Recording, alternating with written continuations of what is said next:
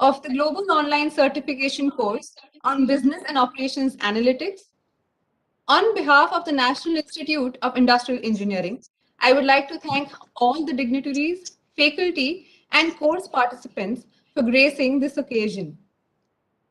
Today, we have with us our Honorable Chief Guest, Shri Amit Khare, Secretary, Ministry of Education, Government of India.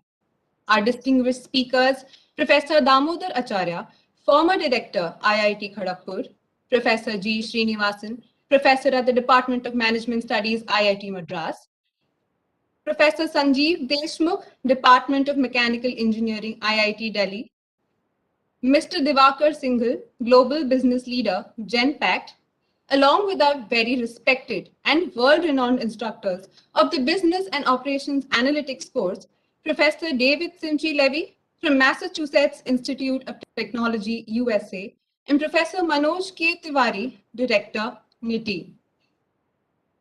NITIE, a premier business school for management studies in India, is dedicated to help businesses make their presence felt globally. And with business analytics being an integral part of modern management, this course has provided participants with much needed foundation to understand and apply analytical methods to derive value from businesses.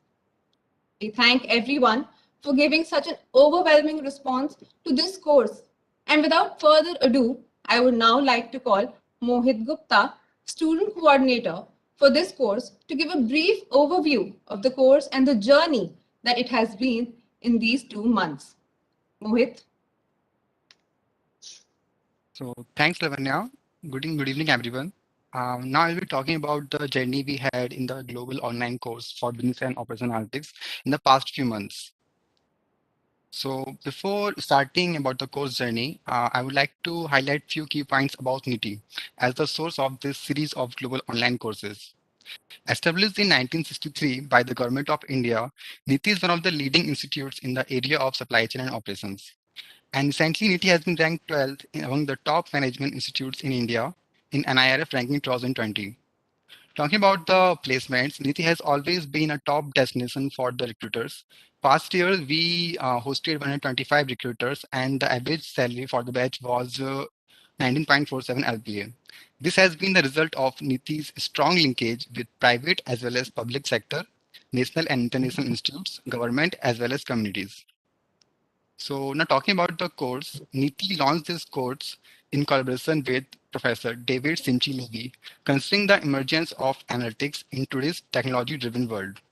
Key takeaways from the courses were development of critical thinking about data analysis, learning basic analytics method, and identification, evaluation, and capture of business analytics opportunities. And I'm sure that our participants will agree that we have been able to achieve our targets. Our instructors for the course are very well known in their fields and they do not actually need any further introduction. Professor David Simchi-Levi is the most renowned professor and thought leader in the field of supply chain and operations management. He is the editor-in-chief of Management Science Journal and the recipient of prestigious Informs Impact Prize. And Professor Manoj Tiwari is a stalwart in himself in operations and supply chain management domain. He has published more than 300 publications and the recipient of Most Influential Researcher Award.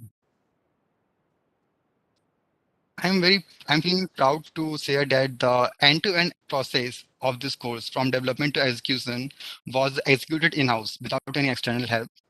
We implemented the various marketing strategies like digital marketing and peer-to-peer publicity and student ambassador program under the leadership of our director, Sir Professor Manoj Tiwari. And the restrictions were done on the NITIE's website and the courses were launched on the WebEx platform where more than 2,500 participants attended the live lectures. So to increase the outreach of this program, we launched a holistic marketing across all social media platforms, and we were able to gain more than 800,000 reach and 150,000 engagement across all social media platforms. We also launched the Student Ambassador Program in DUC, where we received more than 200 participants from all eminent institutes. And finally, we had a team of 63 student ambassadors who gave their best to spread this initiative among all the students, faculties, and industry professionals. And we are grateful to everyone for their overwhelming support.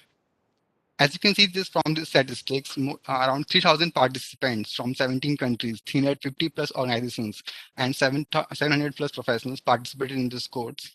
And some of the geographies are visible in the below map also. And it is evident that we had very diverse participants. You can see here also that among our participants were ITs, IMs, and different corporates like Railways, GE, Caterpillar, P&G, and Amazon. So, talking about this, us our participants would agree that very recently we have shared our feedback from with them, and we are very overwhelmed by the positive response we participants. Across the 20 lectures and 30 hours course, we were able to maintain 85% attendance across all lectures due to our enthusiastic participants. And we received 4.3 rating out of 5 for extent and depth of topics covered, and 4.35 out of 5 for the applications of concept learned. And more than 96% of our participants are willing to attend future courses by NITIE. And I will pause for a moment on this slide and would like to thank our prominent participants from the industry for their wonderful feedback. And this feedback has encouraged us to work really hard for this further courses. And more such feedbacks will be available in the course report, which will be published shortly. So this course got a huge media publicity, and this is a poster from our inauguration session where we dignitaries like Dr. Ajay Kumar IAS, who is the Defense Secretary and Government of India, and Mr. Sanat Chattopadhyay, who is the President Merck, and our esteemed alumni, and Mr. Sasikaran Sethi, who is the beloved Chairman Board of Governors NITI, as well as the Chairman of Al Cargo NITI. So with this, I would like to thank all the participants for making this course a great success. Thank you again. Over to you, Lavanya.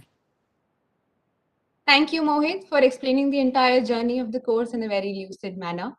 Before I proceed, I would like to wish everyone a very happy Teachers' Day. We are blessed to be in the esteemed company of such renowned professors and eminent personalities on this occasion. I would now like to call upon Professor Manoj Kumar Tiwari, Director NITIE, for the welcome address. Professor Tiwari is a higher academic grade professor from the Industrial Engineering and Systems Management Group at IIT Kharagpur, currently on Lien at NITIE as director since 2019. His research interests have been supported by several industries along with national and international research funding agencies.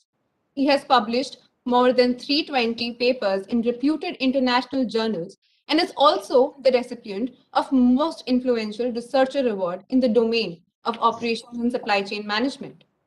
It was his stellar vision that gave birth to this course, which has been so smoothly executed under his able guidance and leadership. Director, sir.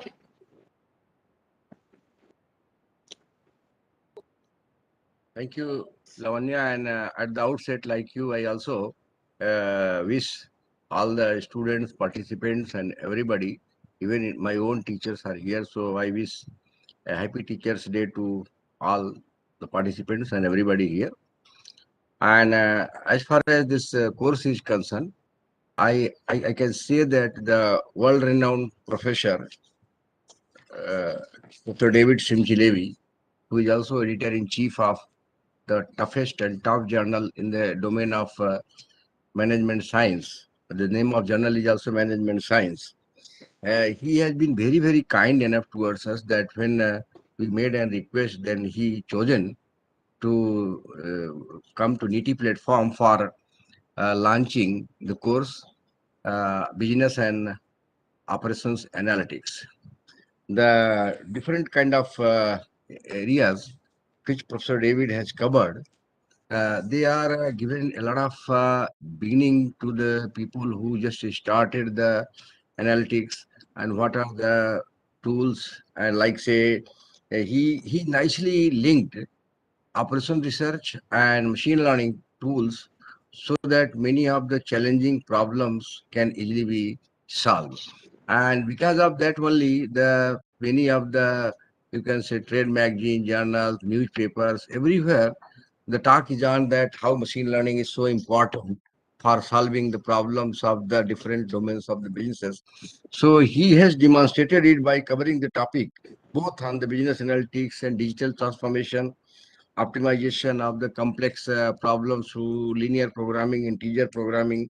He also discussed all the content pertaining to shadow prices, and also then very clearly through the Excel miner, he demonstrated that how these problems can be solved.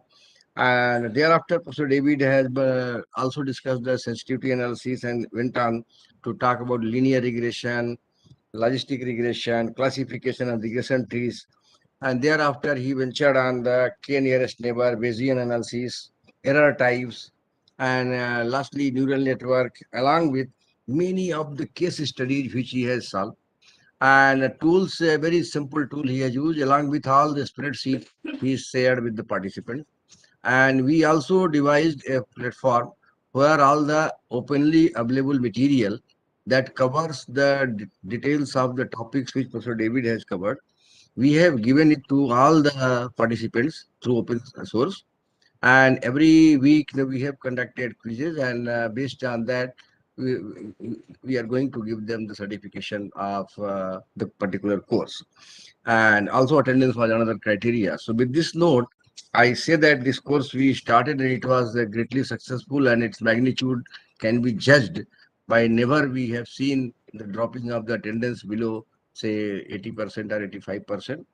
And that too, it was online, and on a pious occasion like Raksha Bandhan and others also, we have seen more than 2,300, 2,400 people participated in the course.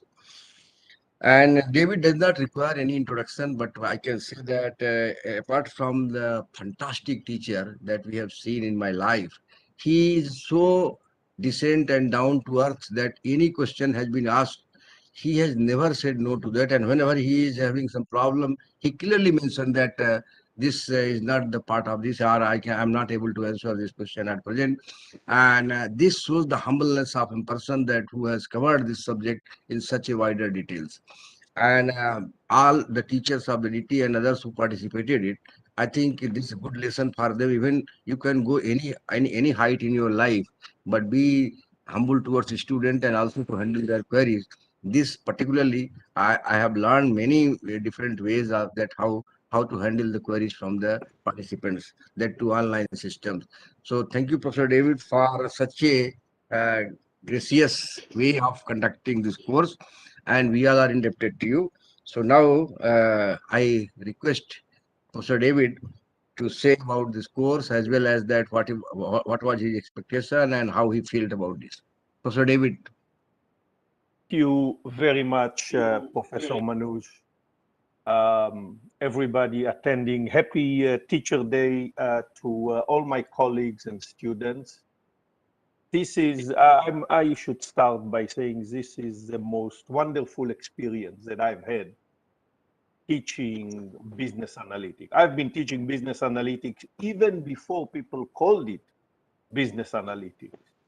But this was a unique opportunity with people from 400 companies, hundreds and hundreds of young students eager to learn about data science, about analytics, and about automation. And this is what we covered in this class. Just not to repeat what everybody said, the objective of this class was to introduce optimization technology, machine learning objectives, and end-to-end optimization, and end-to-end implementation. My focus in this class is not just business analytics. It's really about continuous learning. There is an opportunity for people from industry to improve their skills, an opportunity for students to see how to take their skills to the next level. And the reason this is important, especially today and especially in India, is because competition today is not on low labor cost.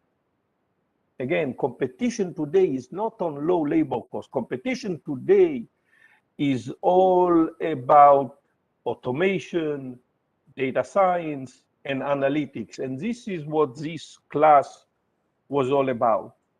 So thank you for giving me this opportunity. I will just highlight that this month I'm celebrating a few occasions. One is this class, the completion of this successful class.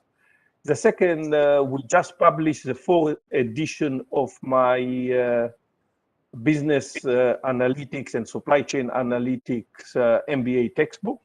And finally, I just published a Harvard Business Review article that cover some of the topics that we discuss today. So thank you, Professor Manoj, for giving me such an amazing opportunity, and welcome everybody. Thank So you, David, Professor. we are really indebted to you, and what opportunity I can give you was it is other way around that you accepted our request, and I am sure that in days to come you have many more engagement with the NITIE and industry who is working in India, as well as other participants who wants to study the different type of subjects pertaining to the operations and supply chain management and analytics. Thank you, sir, once again from core of our heart. Okay. Thank you. Thank you, Professor David. Lavanya? Thank you, Professor Tiwari, for showing us the direction to craft our paths. It is always very insightful and enriching to hear from you. Moving on, I now welcome Professor Damodar Acharya, former director, IIT Kharagpur. Professor Acharya, an Indian engineer and educationist, served as the director of the Indian Institute of Technology Kharagpur for a period of 5 years, spanning from July 2007 to 30th June 2012. Professor Acharya has about 32 years of diversified experience, 27 years of teaching and research experience at IIT Kharagpur, 5 years of experience in academic administration as Vice Chancellor, Biju Patnaik University of Technology, Rourkela, and as Chairman of AICTE, that is, the All India Council of Technical Education. The Chief Minister of Odisha conferred him with the Think Odisha Leadership Award in 2010 for his contribution in the field of education, followed by a nomination by the central government as a director on the Central Board of Reserve Bank of India in October 2012. It is definitely our privilege to have him with us today. Professor Acharya. Thank you very much for nice words about me. Greetings to all faculty, teachers, and the students on this auspicious day on this auspicious Teachers' Day. We are all teachers because we have students like many. So on this occasion, I'm really very happy to be with this audience, and particularly in participating in the valedictory function of a wonderful course which was offered by Professor David and others. And it was so successful. I'm very happy to hear that. Now, so far as my thing here is concerned, I am basically a classical, industrial engineering operations research person. So, though I know that many new tools are being used and should be used to solve very complex problems, but one thing that is really lacking in the literature, to the best of my knowledge, is we do not really discuss about that how complex problems have been solved or how our techniques have been really applied to solving complex problems in real life and what has been actually its outcome. Though we know very well the whole field of OR developed from Second World War to solve the real life problems. And what my colleague, Professor Tiwari, he asked me to share a couple of actually real life problem solving using OR techniques. And that is what actually I'm going to speak in next few minutes. And all these things actually I was personally involved with these problems and also along with my students. First such problem that which I take up, I call it as a cadre management problem for Indian Army. It is a very interesting problem, and it is a problem post Sri Lankan operation and post Siachen operation. That is in late 80s and early 90s. Here, the problem which Indian Army was facing, that the age at command of the armed force officers were pretty high, 51 plus, and they were not having that much of actually strength and willingness to fight in, difficult terrain like Siachen or in, Sri Lanka. So this was the problem which the Indian Army was facing.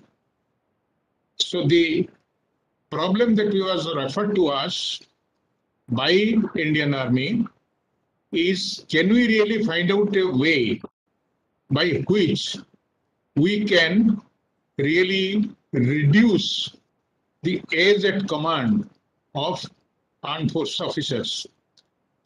The second thing actually, which was the problem they had, is that because of their policies and the recruitment pattern they had over the years, many people were getting selected, but they were not getting the rank.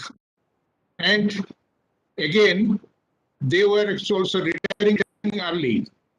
With this, for the remaining year, because in that thing, sometimes actually, let us say, to make it clear, a person who is holding a rank of major, supposing he is found unsuitable to go to the next rank, he is declared actually, he is permanently superseded. And maybe he is superseded at the age of, let us say, 45. But he has to retire at, 52 years. So that period is actually a frustration period so far as the, that officer is concerned. The second problem was that how do we really bring down the frustration level of the people?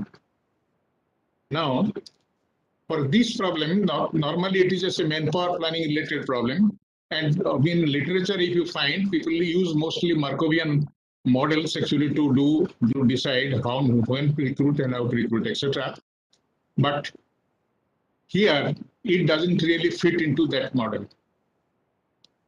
Here, what you find in armed forces, and the number of officers is of the order of something like 50,000. And they are really divided into 9 different corps. And all these corps, the entry level is actually at the bottom level entry. And the structure is actually a pyramid structure with very steep slope. So as a result, with very wide base and the pyramid structure with steep slope, there is actually naturally growth prospect actually is relatively less.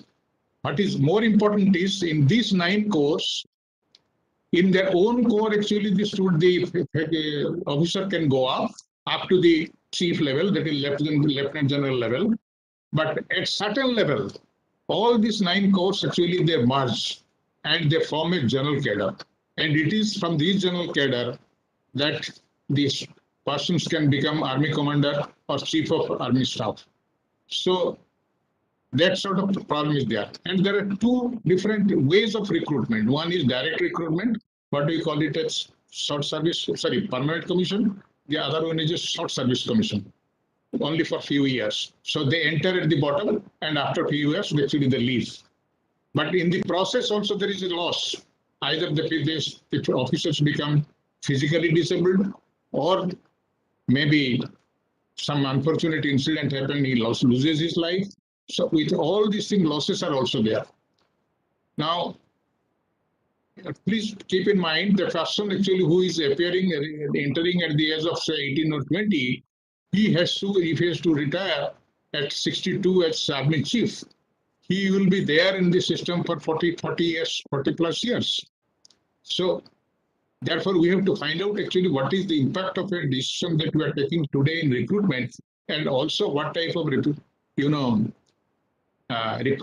promotion policy that we should have, so that we can really see its long-term effect and find out the best policy that we should adopt.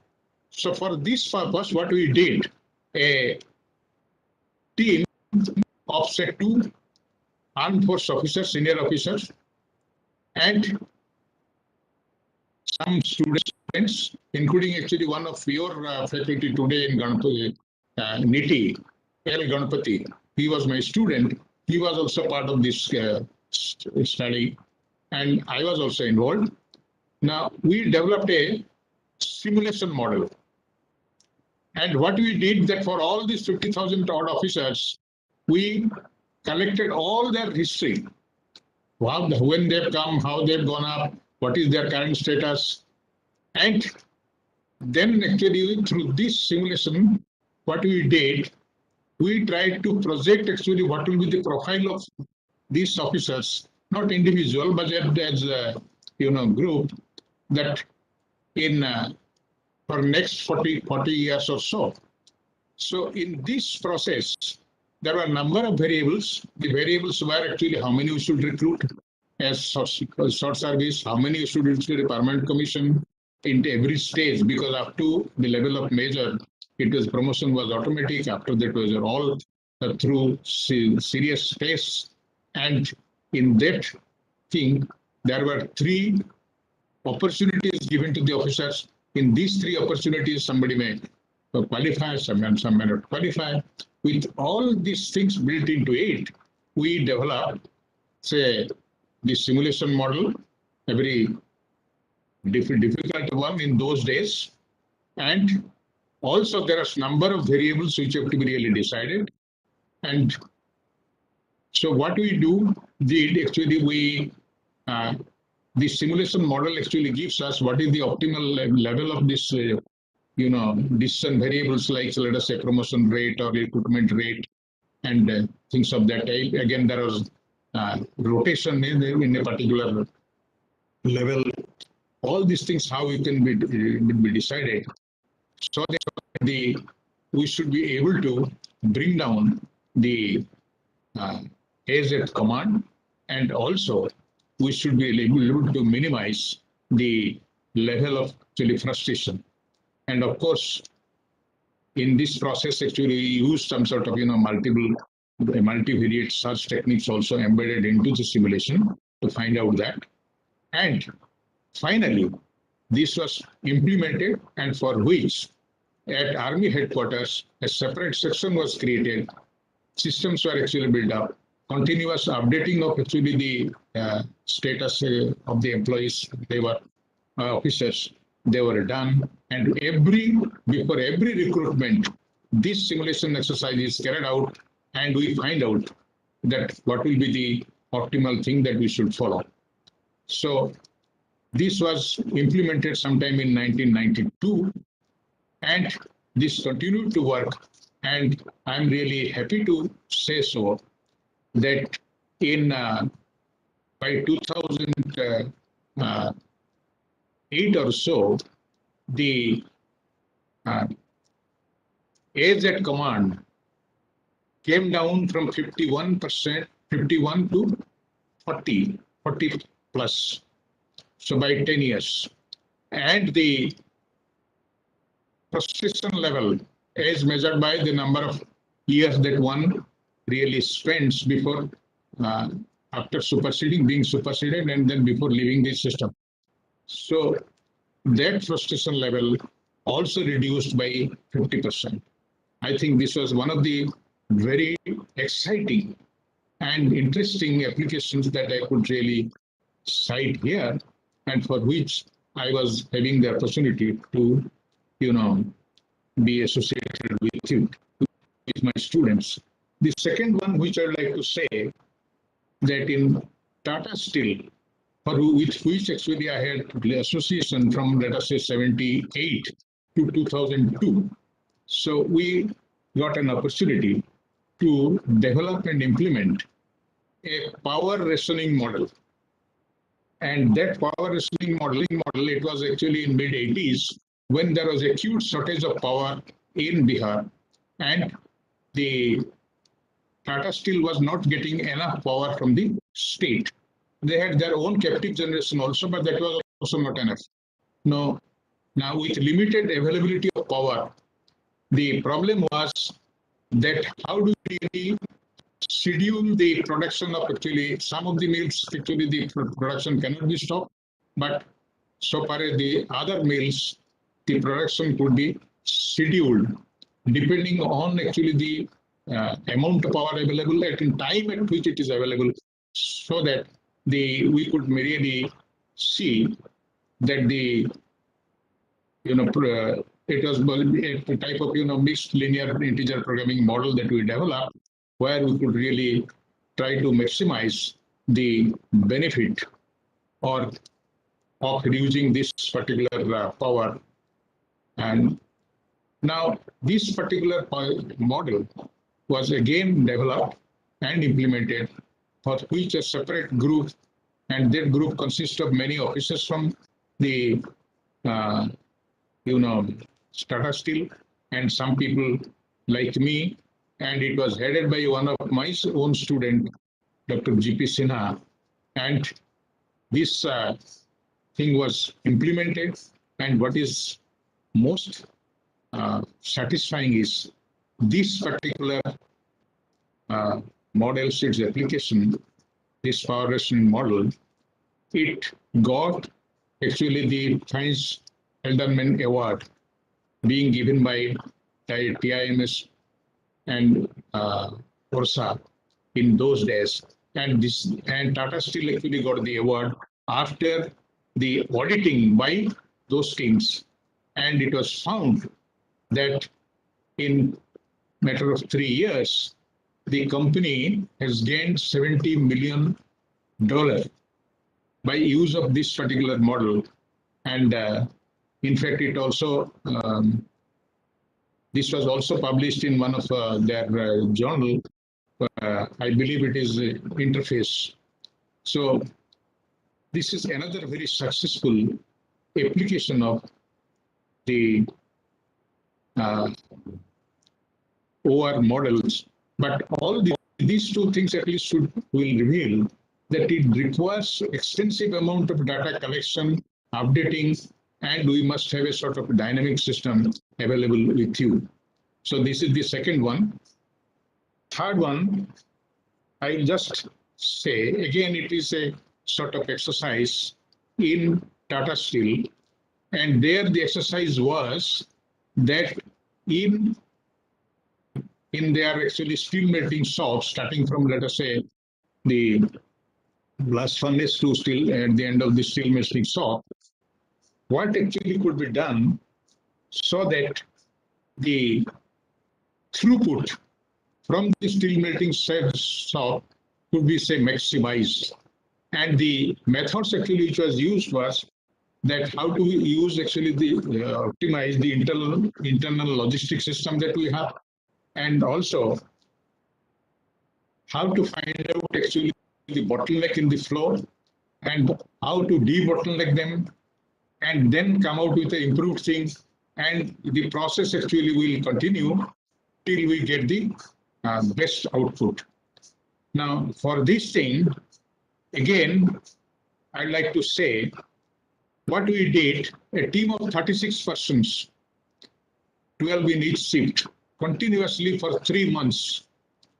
We tracked every event noted actually what is this time that is latest event is taking, what are the bottlenecks, what problems that we are facing, and analyze actually those data, found out actually the distribution of the times of different operations, and based on that, developed actually a simulation model for the entire actually steel plant up to the steel melting cell. Later on, actually, this thing has been extended to the entire steel plant and also for the selection of a new steel plant. This data and the methodology has been really, extended. Now, through this exercise, progressively, the output actually improved as we went on identifying the bottleneck, we went on the debottlenecking it, finding out the solution to the problems, and it was a continuous effort.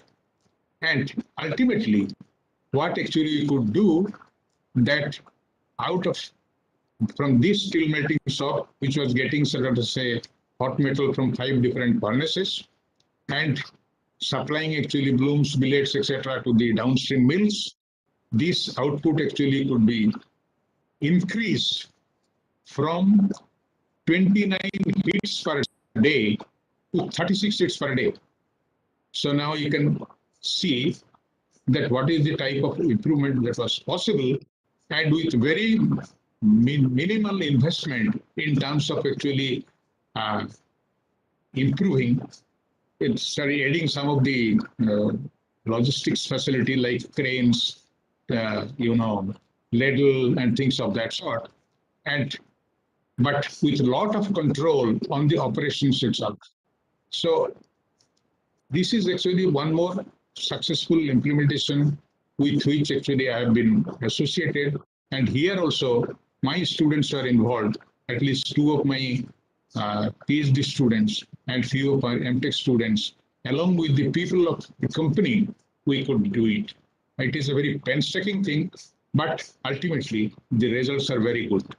And if it is, these are actually some 2-3 things I thought of sharing with you.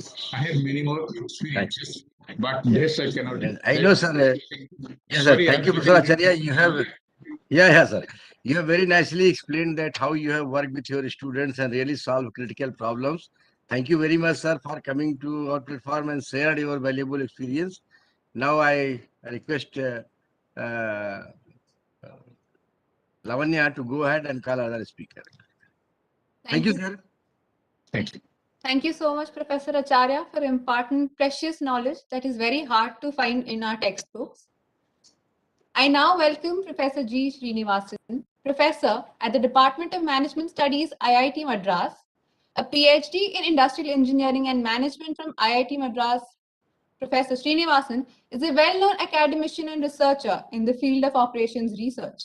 He has published several quality articles in international journals of high repute in the areas of manufacturing systems, operations research, and supply chain management. Professor Srinivasan has not only undertaken several research and industry-based consultancy projects, but has also been an integral part of many government-funded projects, such as aggregate planning and scheduling of cellular manufacturing systems and cell formation in group technology. Professor Srinivasan, who is also very well known for his coherent style of teaching, has held several courses in the field of operations research for the National Program for Technology Enhanced Learning under sponsorship of the Ministry of Education, Government of India, with a total viewership of each of his courses ranging from around 15 to 20 lakhs. An author of 2 books in the field of operations research and supply chain management, Professor Srinivasan was also the recipient of the prestigious Boyce Caste Fellowship of the Ministry of Science and Technology, Government of India, for advanced training in total quality management for the period of January to December 1997. We are honored to have you here, sir. Professor Srinivasan. Good evening to all of you. Firstly, let me thank Professor Tiwari and the organizers for including me in this panel, where I'm sharing stage with several very distinguished academics and academic administrators, both from India and from abroad. Today is Teachers' Day, and therefore it is fitting and coincidental that this event is happening on Teachers' Day. Let me also wish all the students who are here a happy Teachers' Day. It's a generally an emotion. Professor Srinivasan, just 1 minute. Yeah, I think it's a very privilege for all of us that our chief guest and presently Secretary, Ministry of Education, Shri Amit Khare ji has just joined the platform. So, sir, I just want to brief you that presently Professor G. Srinivasan, whose lecture has created a massive more than 10 to 15 lakh visuals about operation research. He's talking about his experience. So let us have his vision, sir, and then I will brief you about all other proceedings. Thank you, sir. Thank you for coming to our closing ceremony of the Global Business Course. Sorry for Now, sir, please continue. Professor Srinivasan may kindly continue. Thank you. So this being Teachers' Day, let me also remember all my teachers and all others who have played a part in what we have. So my sincere thanks to my students, my teachers, my other friends from academia and industry, TAs who have been part of my courses, maybe TAs for this course as well, all other well-wishers, publisher of my books, the NPTEL and so on. 30 years in a single institution, if I look back, I've done maybe two things. I've taught 30 batches of students. And more importantly, I've had the opportunity, thanks to the Government of India, for offering courses both under the banner of NPTEL as well as under the SWAYAM. I'm also trying to do an OR course in my mother tongue, the local language Tamil, and that would hopefully come in SWAYAM very soon. A quick word for all the 1,500 plus participants of this course. So what do I do after learning this course is always a question that comes at the end of every detailed course that you do. You could be a teacher teaching in an institution. You could be an industry person. You could be a student in college who has attended this course offered by NITIE and Professor Simchi-Levi. All that is needed to be done to make it purposeful is to apply the knowledge and understand opportunities where these knowledge can be applied, and be patient enough and equip yourself with additional tools so that when the right opportunity comes, you can use it. If you are a teacher, try to teach these topics. If you are an industry person, try to apply the tools in your workplace. And if you are a student, regular student, try to go through projects and internships and try to even work out Q&A from textbooks to widen your knowledge. I often compare a short-term course to a garden. For a very brief period, I was privileged to live in a house that had a backyard. And then you realize that the whole thing is dry, and then there is a burst of rain, and within 2 days you can see the dry earth full of grass. And then slowly you can see the trees coming, the bushes coming, the fruits coming, and so on. So every short-term course is like that burst of rain, which converts a dry land that we are to grass. And then as we wait patiently and know how to utilize the grass, we start giving the fruits which the trees give us. So I hope there is a lesson for all of us in this little parable, and I would request each one of you to become the fruit that comes out of this course that is being organized. Quick couple of words on some of the OR problems that I could work on. I'm just going to speak about 5 different problems applied in 5 different sectors. Perhaps the best that I have had a chance to work is called the convoy routing problem, which I could do for a DRDO lab. The timing was very significant. This happened around the Kargil war. And this problem is about sending convoys from inside the country to the borders. This is like a multiple shortest path problem, with each convoy not being a point object. And then you have you have to avoid clashes in the route and so on. And then you have typical scheduling kind of objectives like make span, when do all of them reach, the flow time, how much time each of these convoys spend on the road, tardiness, can I reach ahead of schedule, can I reach behind schedule. So it gave us some very interesting perspective. Could work on a public project when I was asked to do some vetting of some of the project allocation related to the Chennai Metro. And it was more like a bidding assignment kind of problem. It looked like an assignment problem, but it was actually a binary integer programming because the same company could bid multiple projects and price them differently. So this introduced me to working on public systems. The third and perhaps equally satisfying one was done for a startup. When one of my students who had that startup at that time was developing a small tablet-based application which would help differently abled children, particularly children with autistic difficulties. These children compose sentences, but words become pictures in the tablet. And it gave us two very interesting problems. Given a set of words, which are the words that should appear in a page?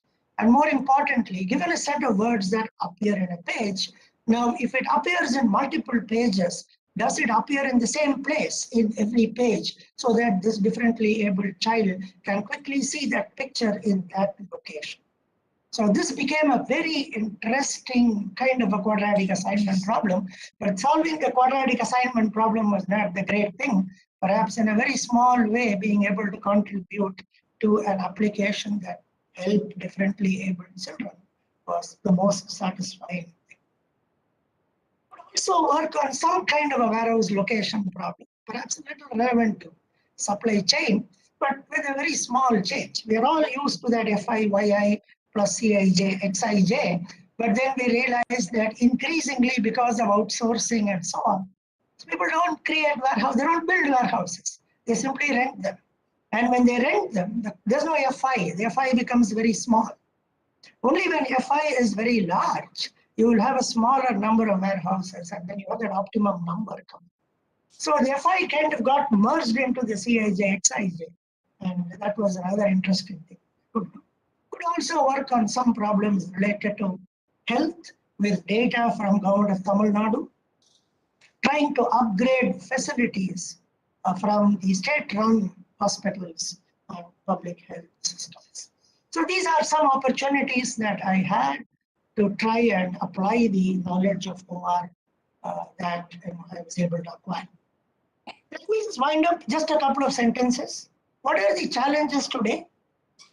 I think the challenge for the student today is increasingly less direct interaction with the instructor. When we all went to college, start teaching, last 1.5 years, we teach looking at a computer screen.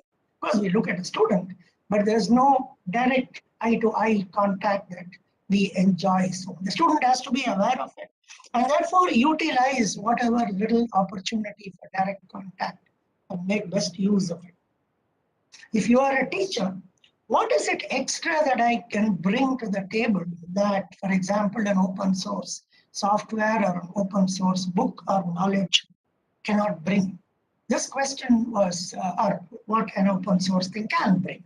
So this question was posed some time ago, and I'm still trying to find an answer. What extra I can bring to the table that the student can get from me, which he or she cannot get from an open source. Again, if you are a student, choose specific few areas and try to go deep. It's always a combination of depth and breadth that helps. Initial stage of life, breadth is important, but then as we go deeper into a profession, I think depth carries us. Last simple observation is learn without being prompted. Most of us start learning only when there is a target in front of us. So learn without being prompted. I would end with a quote, a very simple quote. Some of you can even know where this quote comes from. Your success in life does not depend on what you can do. It depends on what you choose to do. So therefore, as a student, choose a few things, choose what you are good at, and give your best at those things that you have chosen. Work hard till you succeed and do something useful and meaningful to others and the society. That's the best way all of us can give back to the teachers who have shaped our lives. Have a good day. Thank you very much. Thanks for inviting me. Thank you, Professor Srinivasan, for such a detailed talk about operations research models that you have used in different domains. Now, thank you for coming to us and that too on the teachers' occasion. So we are really thankful to you and your contribution towards popularizing OR not only in India and abroad will be highly acknowledged by everybody because Secretary Sir, this was the project actually launched by MHRD Sir, where MED about NPTEL and Professor Srinivasan is one of the highest recipient of likes and reading by his lecture on the operation research. So this is I wanted to inform you, sir. Thank you. So Lavanya, next. Thank you so much, sir. Thank you, Professor Srinivasan, for giving us a peek into the valuable projects that you've undertaken and for your kind words of encouragement. I now invite Mr. Diwakar Singhal, Senior Vice President and Global Operating Leader with Genpact. Mr. Singhal is a chemical engineering graduate and a NITIE alum, batch of 1996, who started his career working with the re-engineering team for supply chain operations of Xerox in 1996.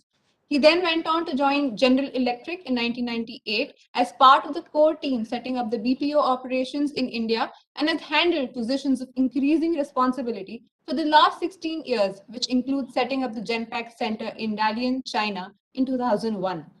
We thank you, sir, for accepting our invitation and gracing the event with your presence. It is an honor to have you with us today. Sir. Thank you. And I'm really privileged to be with this group today, distinguished professors and Shri Khare, and we've heard so much about his stints, courageous stints in his past roles. So I'm really privileged to be here. There was a conversation about OR techniques and neural networks. And I remember my project at NITIE was actually using neural networks to forecast spare parts inventory for Xerox machines. Of course, at that time, the computing power was not great. We used 2-3 nodes, but now it's a different ballgame altogether. Over a period of time, because this is a program on business analytics, we have toyed around with analytics. I've done stints in financial services and then I lost my way and now I'm back in manufacturing. So I run the manufacturing vertical at the company and we do a lot of work on analytics. I'll take just about 5 minutes. I'll use the opportunity to talk about a few real world examples and the kind of work that we are doing, which may be relevant for this group. So I'll just share my screen.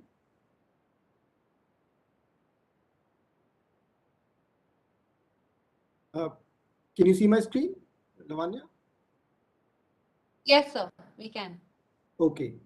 So, for the benefit of the group, we started as GE in 1997. I joined the company at that time. We were less than 100 employees. And then over a period of time, we have grown. We are over 100,000 employees, became independent in 2005, did our IPO in 2007, and then had a good journey. But the biggest shift for us in the last 4 to 5 years has been the shift to digital technology and analytics.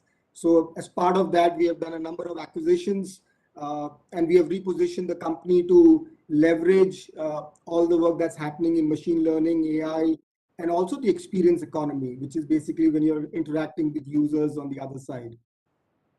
We pride ourselves as a global leader in analytics. For the benefit of the group, not many people know it, but we are probably the largest analytics team in the world. Across the industry verticals, we work in like consumer goods, banking, manufacturing, insurance, life sciences, etc. We believe analytics, I don't know for the benefit of the group, because you've got the theoretical side of it, and you're studying about it. But we believe analytics to be a team sport. And I think that's an important point. You may be good at analytics, you may be good at data science, but unless you can combine that with domain knowledge, whether you're working as a steel plant, as we talked about, or in the army or DRDO or in a company like ours, you need to have domain knowledge to be able to create business algorithms. Not only that, you need to have the way to handle data, because in today's world with connected assets, the amount of data that is available, it is garbage in, garbage out. If you just apply an algorithm on it. So it's very important to be able to make sense of the data that is collected. And so the data scientists, the data engineers, the domain experts, designers, developers, all have to come together to solve a complex business problem.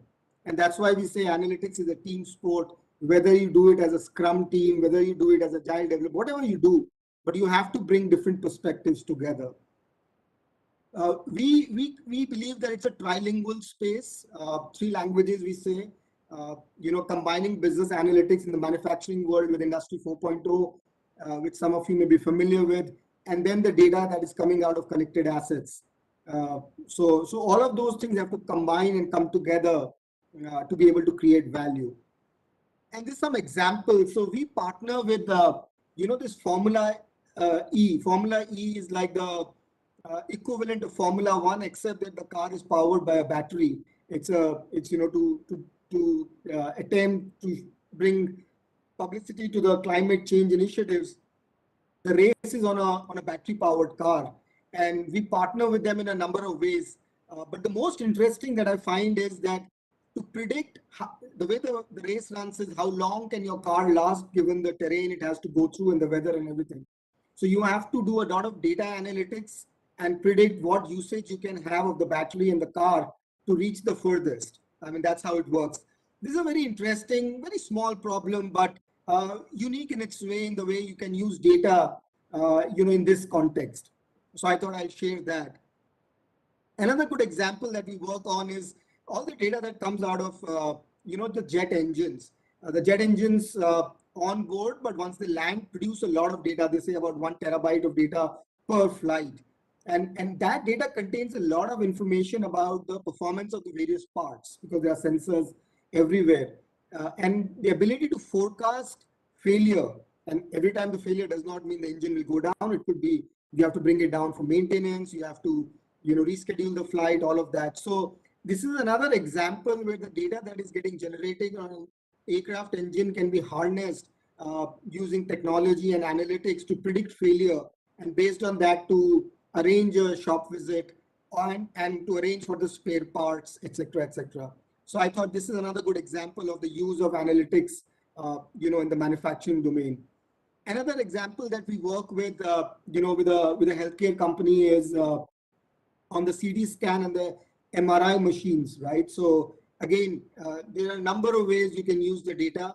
One is to, to observe whether the equipment is working fine, and arrange for parts and services in the hospital in case you believe that it's going to go down. So monitoring and diagnostic is one example. The other example, of course, is all the images that are getting generated, right? The radiology images are getting generated. And there's a lot of work happening in this space. Can you use artificial intelligence algorithms to actually diagnose, problems rather than a doctor looking at it?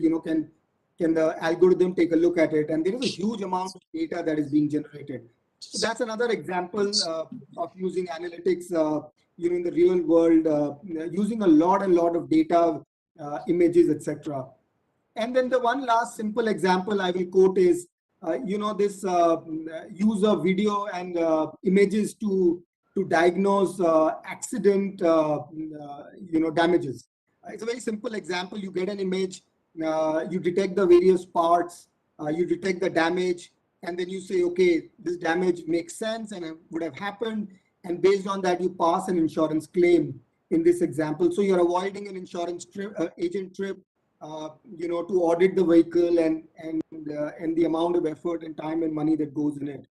So this is another example I thought I'd share with the team. So the use of data and analytics, in our opinion, is not just about big world problems like operations research, big algorithms, but in daily life with all the data that is floating around you, use of some simple algorithms, use of some simple techniques can actually help you, improve business outcomes, as an example. So with that, I'll hand it back to you, and thank you for having me here today.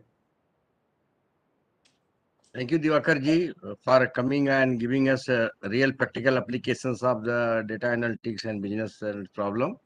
And now I request Lavanya to move further quickly, please. Thank you, sir.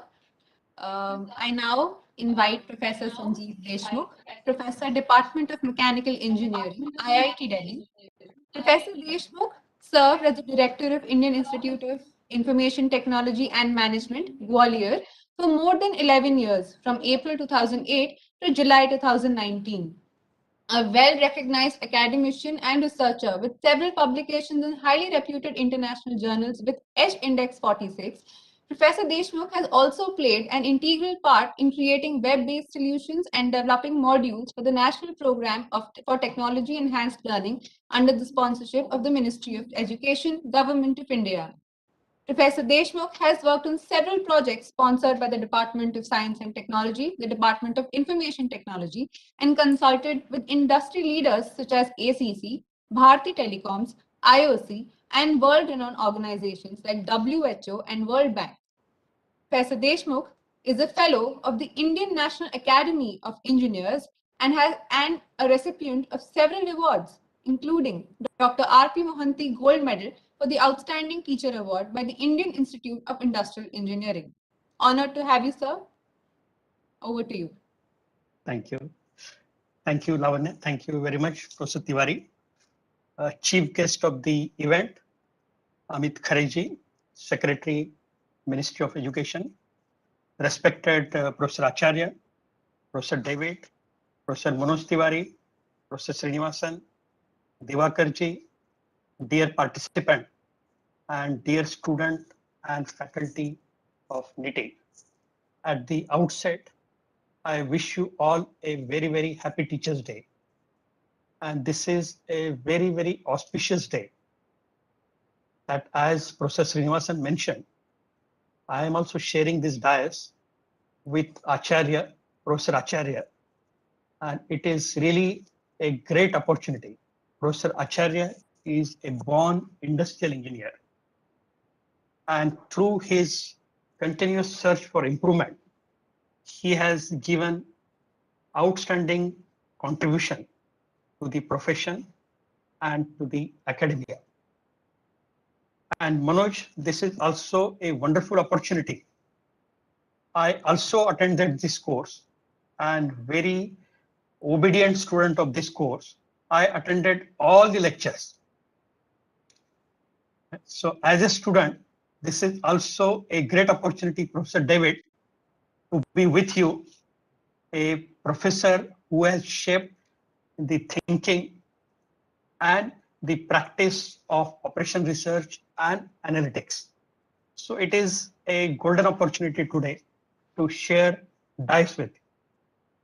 And it was very interesting, I must share with the distinguished panelist and chief guest, that this course was extremely engaging. And the pair of Professor David and Professor Manoj, it is a made for each other pair. And in each session, the way Professor David used to excite the topic, and then Manoj used to pose the queries, and he used to throw light.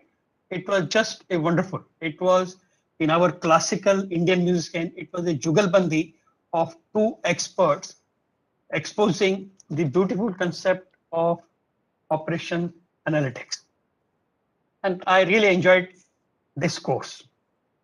Now, a few points I would like to share on this concluding session of this global course on operational analytics, that we recollect the visit of Amazon CEO. He visited India in 2020, and he made a very, very interesting remark. He said, I predict that the 21st century is going to be the Indian century. And it is really a golden opportunity for all of us. Why it is so? In the last couple of years, especially during the COVID, we have seen that the e-commerce has grown remarkably.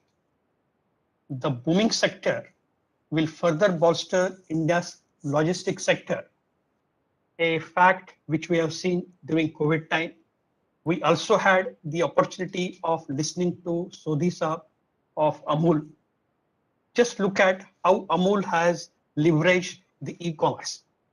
They were able to introduce not only the new product range, but also to enter into new segments overseas.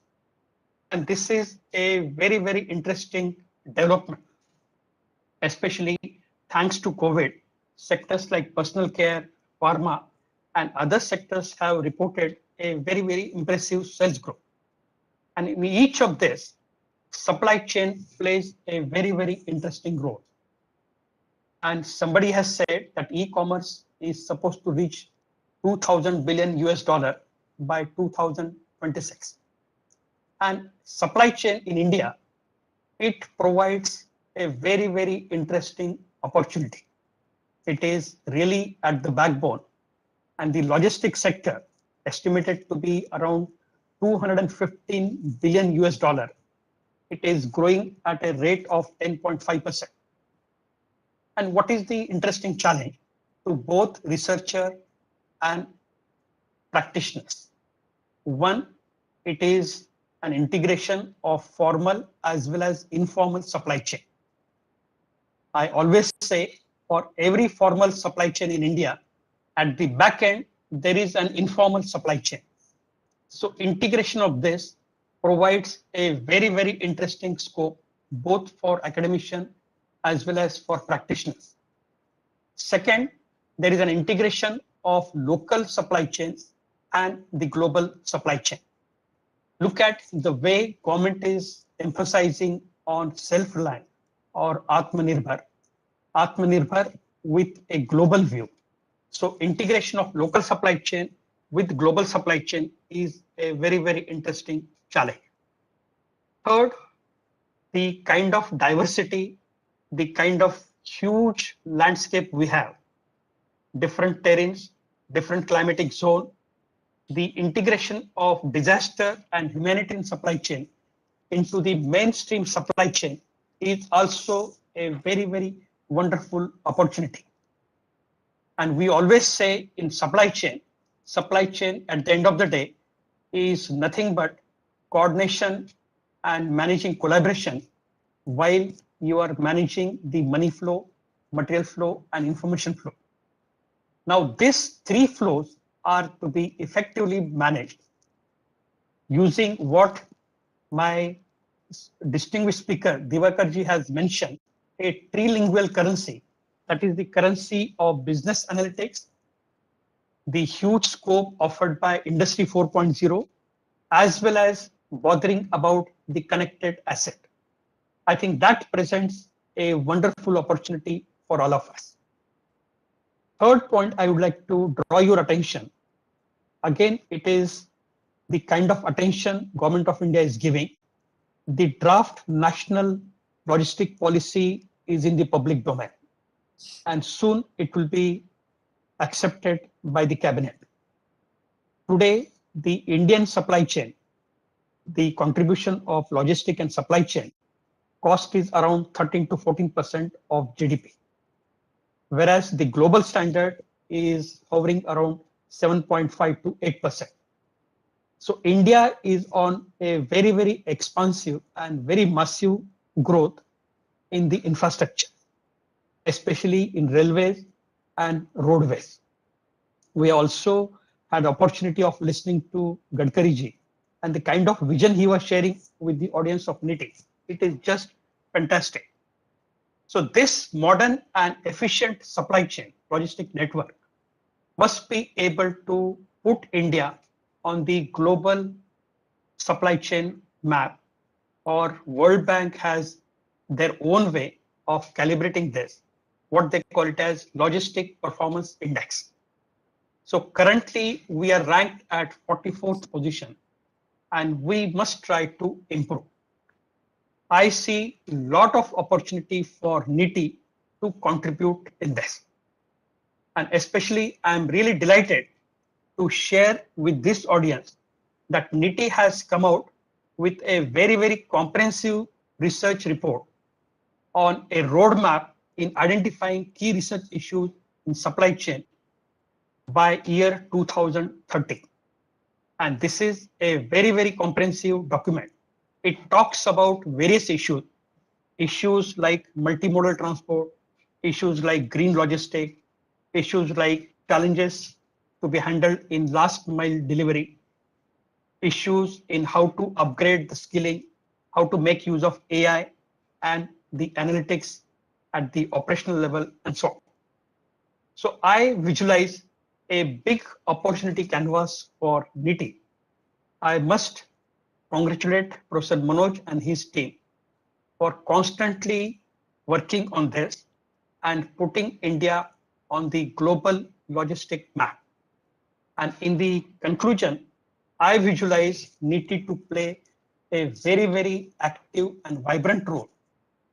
What I call it as 5S for improving the logistic landscape.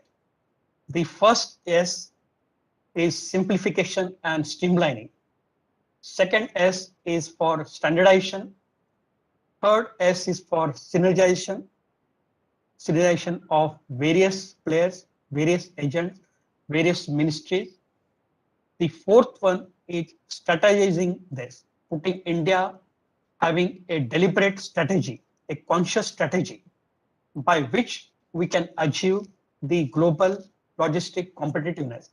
And the final S is developing a good framework for sustenance, having a logistic or supply chain which is a sustainable as well as having the environment considerations in mind. And I am very confident in the coming years, NITIE will provide ample opportunities in propagating this 5S and making India a very, very vibrant and leading nation in the global scenario. Once again, I bow before all my teachers and especially students. Students are actually our teachers. And we have everything to learn from them. And what Professor Srinivasan was mentioning, thanks to the digital environment, many times we are not able to see the student, but we are able to see the screen. They say that in Facebook, there are no books, but only faces. So we have to really understand the challenge of the new medium. And they say the king is dead, long live king. Same way, teaching is dead, long live teaching. So we have to basically invent n number of innovative mechanism to keep our student, to keep our audience engaged, and at the same time contribute to the development of profession as well as development of very, very innovative mechanism by which our problems can be solved. Thank you very much. Thanks for your kind attention. Thank you, Professor Deshmukh, for giving such a informative views about the whole course as well as encouraging us to follow the next trend.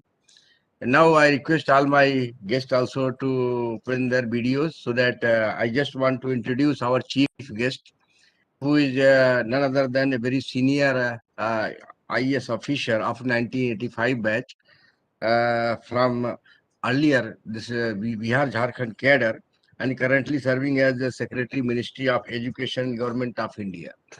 He is a graduate from St. Stephen College, Delhi, and postgraduate in the Business Administration from IIM Ahmedabad. As Shri Khare has held various assignments in both central and state government. He has given significant effort and worked hard in resolving the several critical issues. He also launched an anti-superstition campaign to save the women, particularly widows, from harassment due to superstition prevailing in the society. Shri Khare has interest in education and has served the state elementary education for several terms and has also worked the Ministry of Education at Center. Sir is instrumental in introducing the National Education Policy 2020. I can say that one of the most honest officer who has earned an image to do something which was beyond imagination of the people has actually gone to the credit of Sri Khareji. And here also you can see after his joining as a secretary MED, the famous this policy of national education has got a new shape, and everywhere many of the webinars and seminars are being organized to see that all the institutions, whether they are autonomous or fully autonomous or university, now they are trying their best that how we can implement this policy at their level. And first of all, Sri Reggie, I just want to tell, this course was well designed actually to meet the one of the visionary statement of our Honorable Prime Minister, Shri Narendra Modi ji. Actually, he in one of the address to the nation, he mentioned about the supply chain and Atmanirbhar Bharat. At that time, we thought that one of the key concept in supply chain, actually, if you see the decision making, where a lot of people are talking and applying the business analytics, AI, machine learning, etc.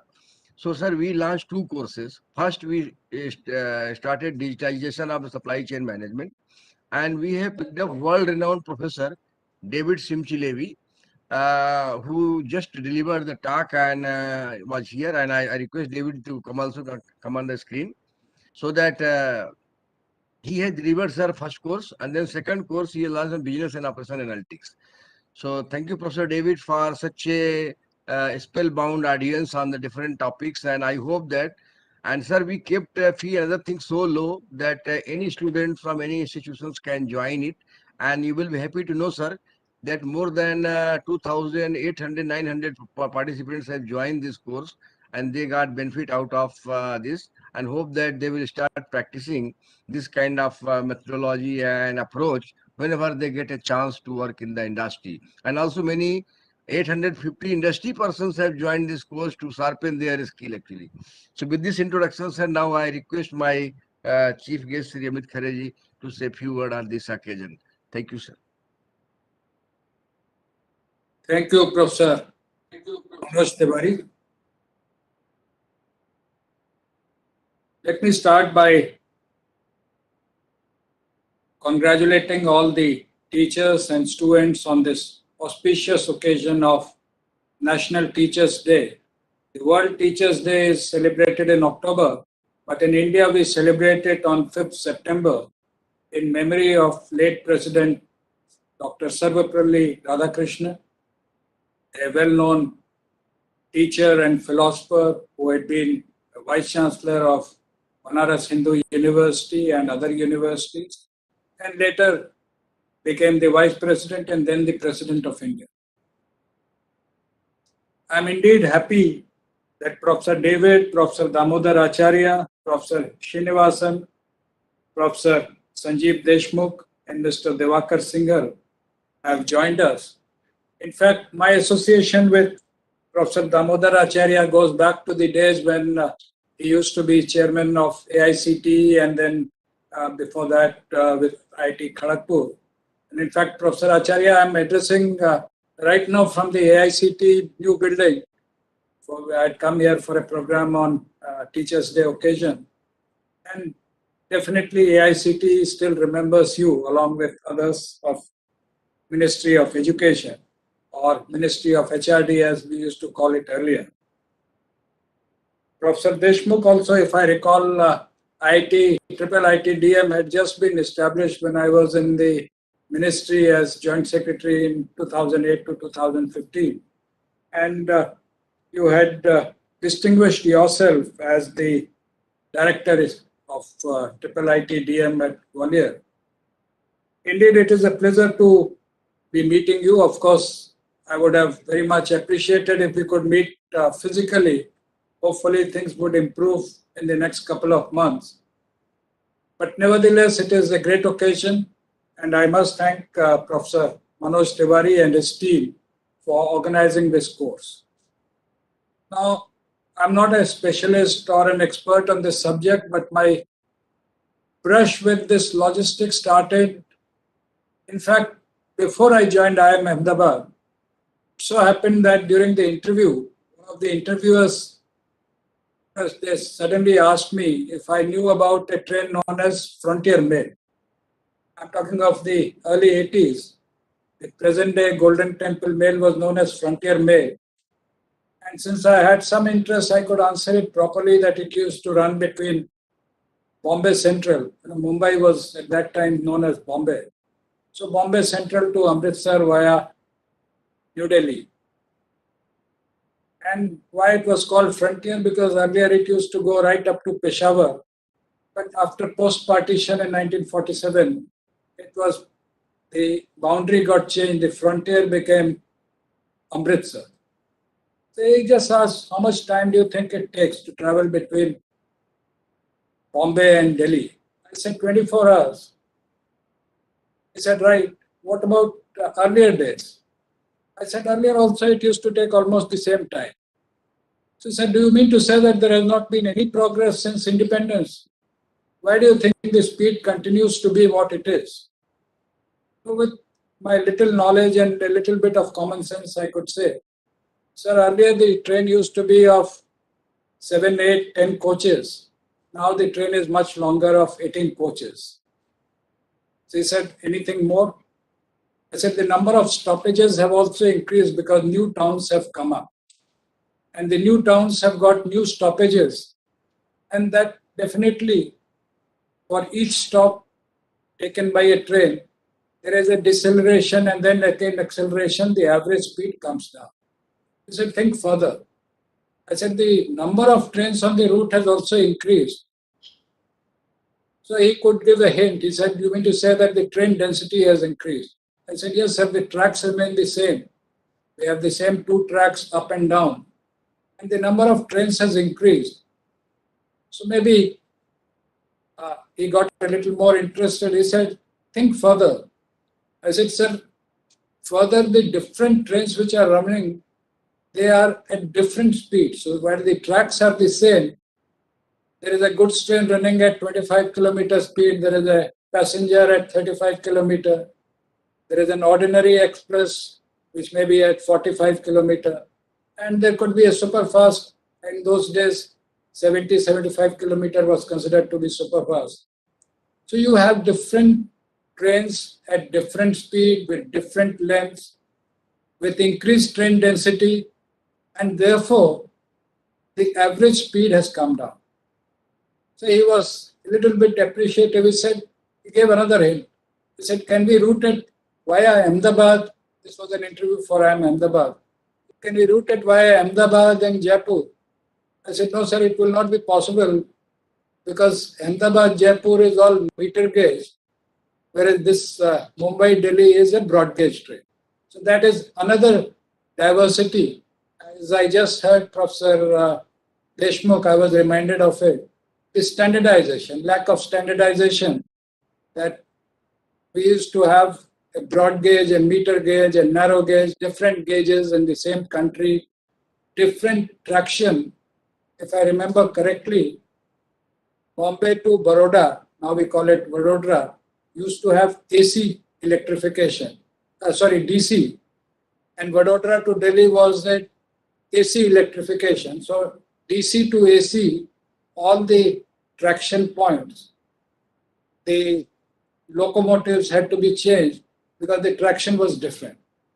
So now, in a diverse country, all these problems come up in logistics. And when I see from 2020, let me shift from 1980 to 2021, when this crisis of oxygen came up during the COVID second phase. While the requirement was in some other centers, the production was at a totally different place. So we had the steel plants flush with oxygen, but they were located in eastern India or near the coastal belt. And we had the requirement which was in the urban centers like Delhi or Mumbai. And transporting the medical oxygen from the centers of production to the center of consumption became a very serious logistic issue. And again, to quote what I heard from Professor Deshmukh a few minutes ago, information. If we have a prior information, say of a week's time or a fortnight time, maybe the logistics could be arranged. But if the forecast is not proper, there is bound to be a shortage. Now let me just scale it up to the 5 trillion economy. If we are aspiring to be a 5 trillion economy, what we had, the transport and logistics systems, perhaps were designed more for exporting the raw material abroad rather than for the manufacturing and consumption within India. The Eastern India, from where I come from, most of the railway lines have been so built that they can take the goods to the coastal areas, mostly for exporting the raw materials. For a 5 trillion economy, again, we'll have to identify which are our production centers, which are the consumption centers, what will be the movement of raw materials and let us say finished or semi-finished goods, or maybe it could be part finished and part semi-finished at one place. The final product and marketing could be at an entirely different place. All these issues will become very critical once we are thinking in terms of a national economy of 5 trillion. And if we wish to become a global player, then we should also think in terms of export, but export not of the raw materials, rather export of the finished goods. So what are our customers all over the world? What will be those ports from where we, either seaports or land ports from where we will export? And how do we organize it so that the supply chain remains uninterrupted? Definitely it is a big thing, a big order, but I'm sure with the type of talent that we have and which is before us today, and the courses that have been designed by NITIE will go a long way. Even if we take a sector like education, although there is not much in terms of movement, physical movement, let us say we want to increase our gross enrollment ratio from 27%. With 27% present ratio, the number of students in the higher educational institution is 38.5 million. If we wish to increase it to say 50% over a period of next 20 years, the number would work out to something like 80 million. Now, what will be, how many will be approached through online? How many will be through physical classrooms? Or maybe some sort of a hybrid mode will be adopted where we have the, I agree with Professor Sitaraman that ultimately there are many, education is not only information. So apart from online, there are many things which we learn through peer group, by the group discussion or by working on a project together or learning from each other. So that is one area where we will again have to think in terms of the logistics. I'm sure the eminent academics who are here will be able to work out the National Education Policy 2020, which has been launched last year, places a great emphasis on technology, but it places an equally great emphasis on the quality of faculty. So it is not only technology, no technology can replace a good teacher. And by teacher, I don't mean only those who are teaching in the colleges or schools or the educational institutions. Life itself is a big teacher, and we need to keep learning each day. Each incident can be a new learning point for us. With these words, I once again congratulate Professor Tiwari and his entire team. And I must thank him for organizing this session on the Teachers' Day and for bringing together such eminent teachers like Professor Damodar Acharya and Professor Deshmukh. I would like to once again congratulate and thank Professor Tiwari for it. Thank you. Jai. Thank you, sir, for your such a very brief and very, you can say, focused point. And sir, along with us, the main course instructor, Professor David Simchi-Levi is here. So, David, can you say something about the course from your side to all of us actually? Professor David? Hear me? Yes. Thank you, everybody. Thank you, Mr. Secretary, for such a nice statement about this class. Just as a background, this class is all about the value of information, the values that data, analytics, and automation can provide companies and countries to help them compete in today's global market. And you articulated this very well. So I would like to thank you. I would like again to thank Professor Manoj for organizing this wonderful experience with literally hundreds and hundreds of companies and thousands of students. This is a way for all of us to learn about the future and to realize that in automation, in manufacturing, in data science, the future is right here. So thank you again. Thank you, Professor David. Now, Lavanya, please go ahead with that. And once again, from my side also, sir, despite your busy schedule, Sri Amit Khare ji has attended this program, and I was always, skeptic that whether it will be make it or not. But so nice of you, sir, for obliging us by coming and attending this program. And now, Lavanya, please go ahead with the final slot, actually, please. Thank you, sir. Thank you, Shri Amit Khare ji, for enlightening the participants with your valuable experience. Hearing your words, we feel very inspired, and we thank you once again for your time and presence in this event. We are now approaching the end of this event and would like to thank our honorable chief guest and all our distinguished speakers for gracing this event and inspiring everyone through their wonderful experiences and kind words of encouragement. I now invite our faculty coordinator, Dr. Priyanka Verma, to deliver the vote of thanks. Priyanka, ma'am. Yeah, thank you, Lavanya. Good evening, everyone. A very happy Teachers' Day to all of you. As we reach the end of the closing ceremony, I, Priyanka Verma, take this opportunity to express our heartfelt gratitude to everyone who has made this course a huge success with 3,000 individuals from 350 plus prestigious national and international organizations from more than 17 countries. Firstly, I would like to thank Professor David Simchi-Levi for accepting our invitation and leading this course. Our participants have been enriched by your unique teaching style with diverse case studies and practical examples. It is our privilege to have you on board with us, and we are looking forward to your upcoming courses in collaboration with NITIE, sir. We are incredibly grateful to our director, Professor Manoj Tiwari, under whose stellar leadership and vision, this course has been a huge success. Without him and his ideation, this course would not have been possible. We are thankful to our chief guest, Shri Amit Khare ji, for gracing the event with his presence and enlightening us with his words of wisdom. We are really honored to have you with us today, sir. We thank Mr. Diwakar Singhal for gracing the event and sharing some great insights with us.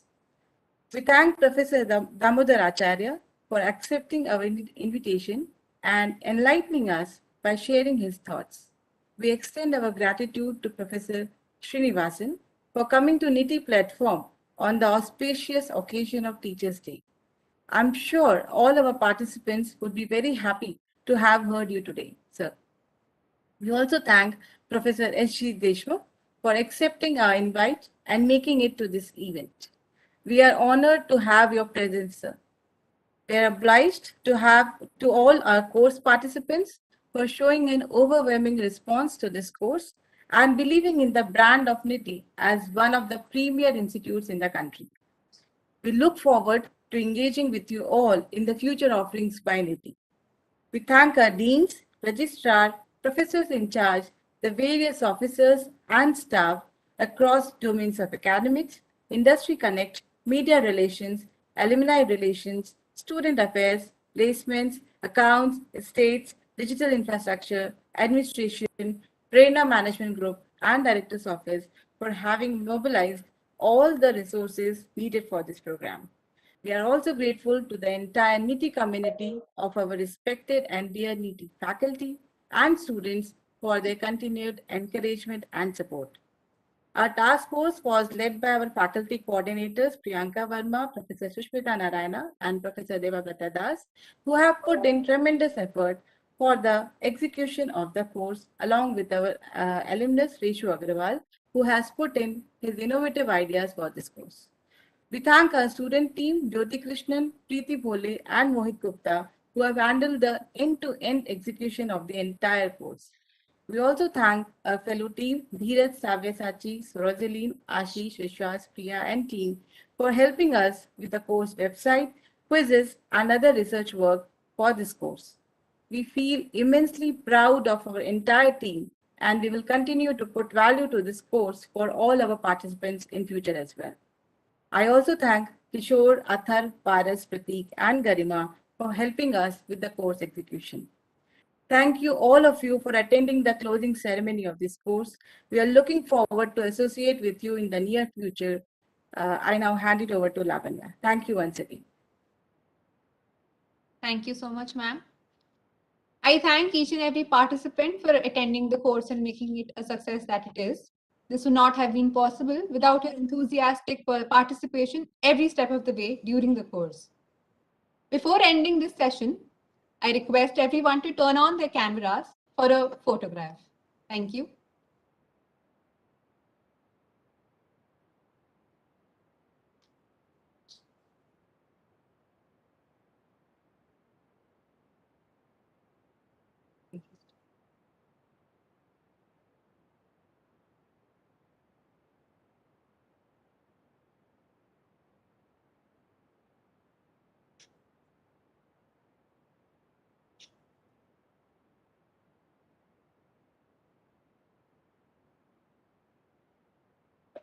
Paras, have you taken the photo? Thank you.